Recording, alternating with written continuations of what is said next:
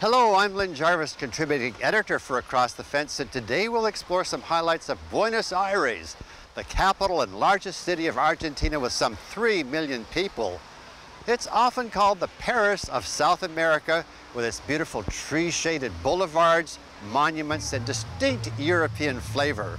And I'm sure along the way we'll get to enjoy an evening of that traditional Argentinian dance, the tango.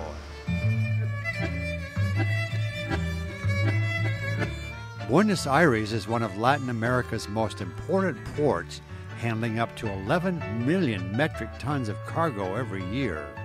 This 335-foot span, called the Woman's Bridge, leads to Puerto Madero, a neighborhood that honors Argentinian women in history. It is one of the largest waterfront renewal projects ever undertaken by the city, and is now one of the most successful in the world.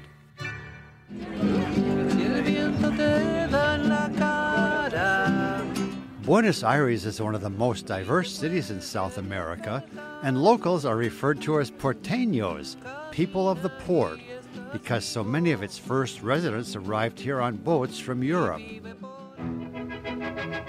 The city's neighborhoods are small and unique, with their own characteristics, color, and flavor. Each has its own meeting place, generally a coffee house or bar, a tradition rooted in the colonial period when the center of every neighborhood was the general store known as the pulperia. These neighborhoods provide a sense of community for porteños and a safe haven from the urban sprawl that surrounds them. Buenos Aires is a wonderful place to explore on foot, and I was blessed to have clear, warm days to do that with traveling companions Johanna Gingras from Montreal and Marco Ayala, our video editor. We soon discovered that we didn't have to wait long to enjoy the national dance of Argentina, the tango. It's a dance that combines both an elegant reserve and exuberant passion. Originated here in the 1880s, it became popular throughout the world, and for a few pesos, couples like this will dance the day away.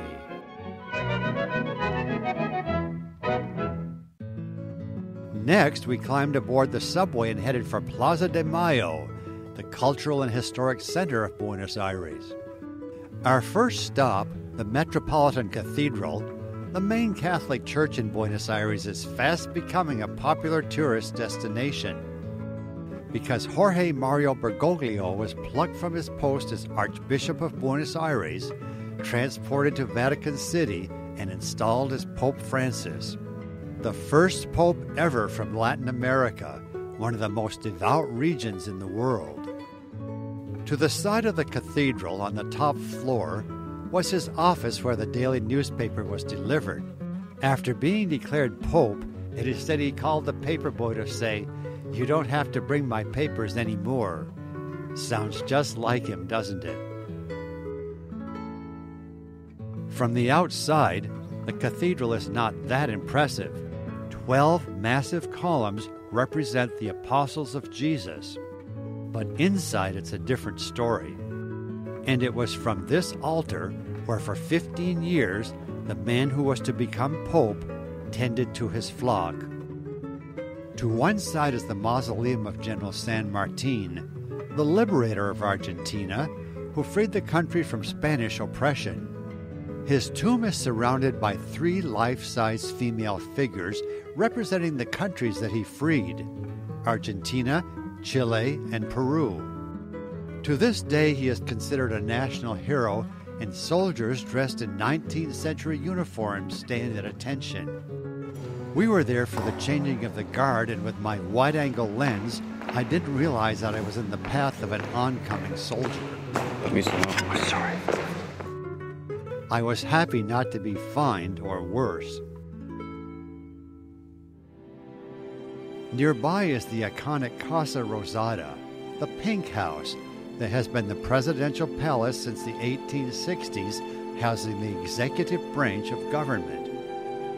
Few people are permitted inside, but many come to see this balcony where Eva Perón appeared to bid farewell to her people with that now iconic line, "Don't cry for me, Argentina," made famous in the 1996 movie starring Madonna, one of the few people ever allowed to stand on the balcony for the filming of her iconic scene from Evita. Don't cry for me, Argentina. The truth is I never left you. We are now at Recoleta Cemetery where Eva Perón, known as Evita, is buried. As you can see, it's a very sacred spot. Many people from all over the world come to take a look, but things were not always so serene. Let me take a minute to explain. When she died of cancer in her early 30s, an anti-Perón military group gained control and tried to steal her body. After 24 years of being shuttled around Argentina, and even being buried in Italy for a few years, her body finally came to rest in 1976 in this simple black tomb belonging to her father, Juan Duarte. Every day, her admirers continue to place flowers and notes at the tomb, and the crowds grow to thousands on July 26th, the anniversary of her death. One of her favorite places to wander was Caminito La Boca, the Little Road. Millions of foreign immigrants came to Buenos Aires between 1880 and 1930, about 50% of them from Italy. Many were from the port city of Genoa, where they worked in shipyards and used leftover paint, any color, to paint their houses, and the tradition still continues with blessings from the Pope.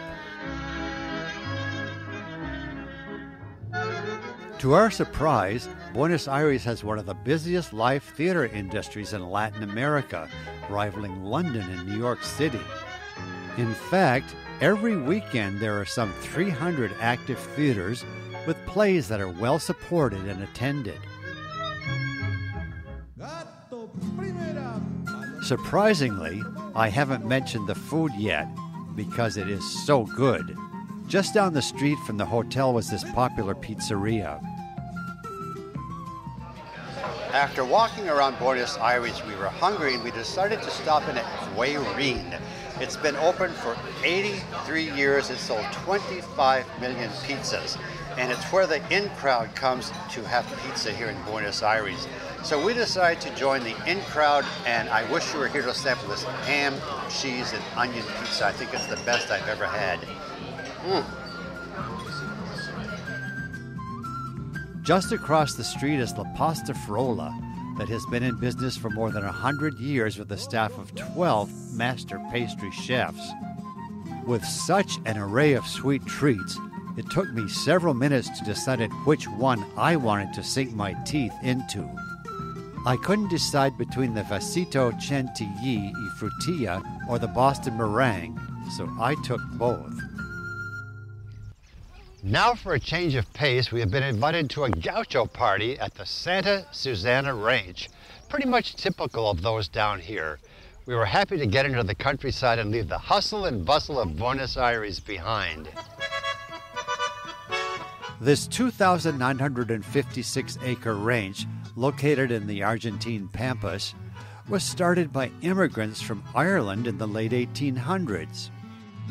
It was a unique experience to see and be a part of a working ranch and enjoy their food, culture, and hospitality. And best of all, to see the unbelievable riding skills of the gauchos. But these men do almost literally live in the saddle, so riding for them is like walking for us. And just look at these horse herders, Ferruccio and La Rocha. It's time for this horse herder to take a break. I hadn't been on a horse in at least 50 years, and with the help of one of the gauchos, I managed to climb aboard. Oh, my glasses.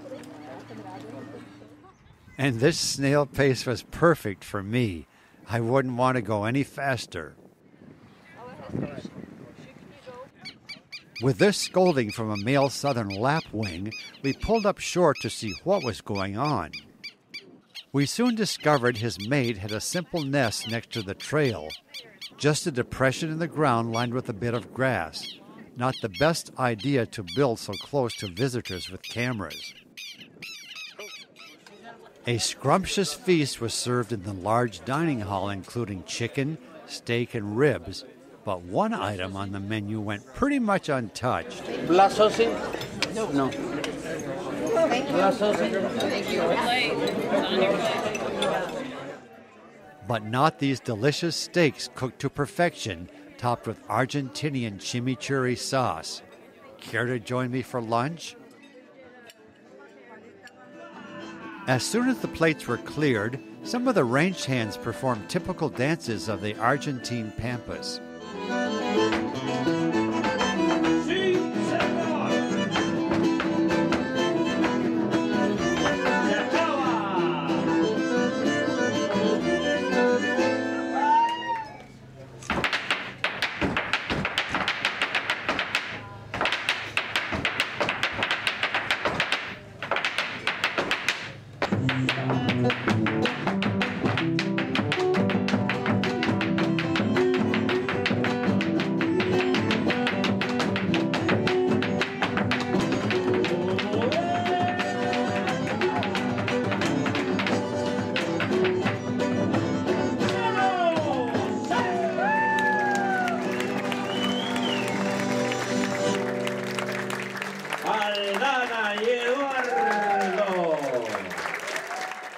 Our day at Santa Susana concluded with the traditional Carreras de Sortijas, ring racing, that shows the remarkable bond between a gaucho and his horse.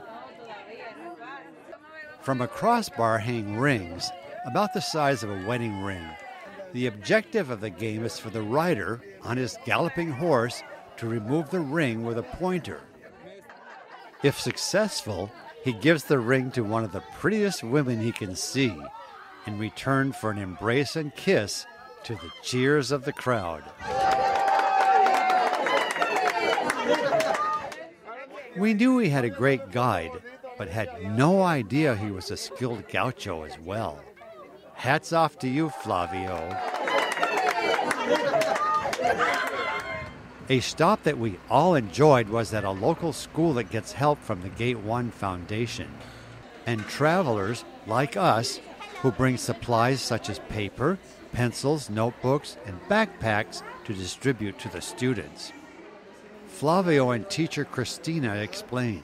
With all the help you bring here when you come and then you leave a tip, they could fix all the electrical supply.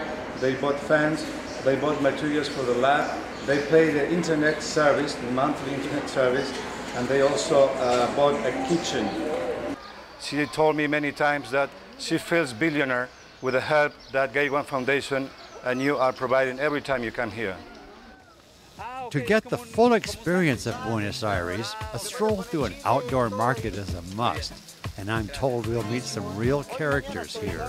Always, before to start the tango show, there's a place and a moment when they're all together, waiting and looking for the man to dance.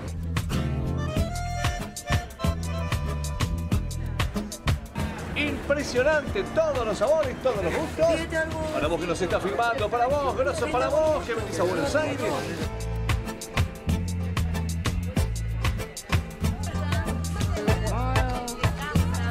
Centro de la piedra, cuando se abre la piedra se tornan vetas, que vendría a ser como todo el color, ¿ves?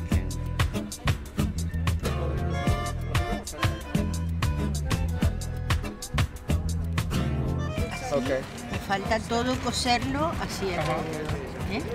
Como si fuera, como quedaría así como es.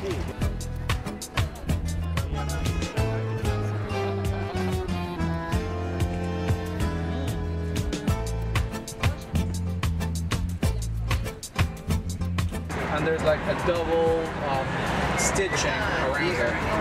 Okay. It's a forever. So it's not coming off. What up, buddy?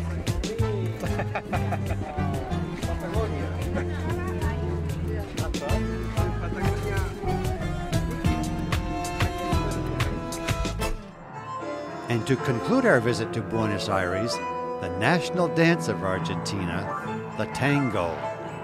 For Across the Fence, I'm Lynn Jarvis. Enjoy the show along with me.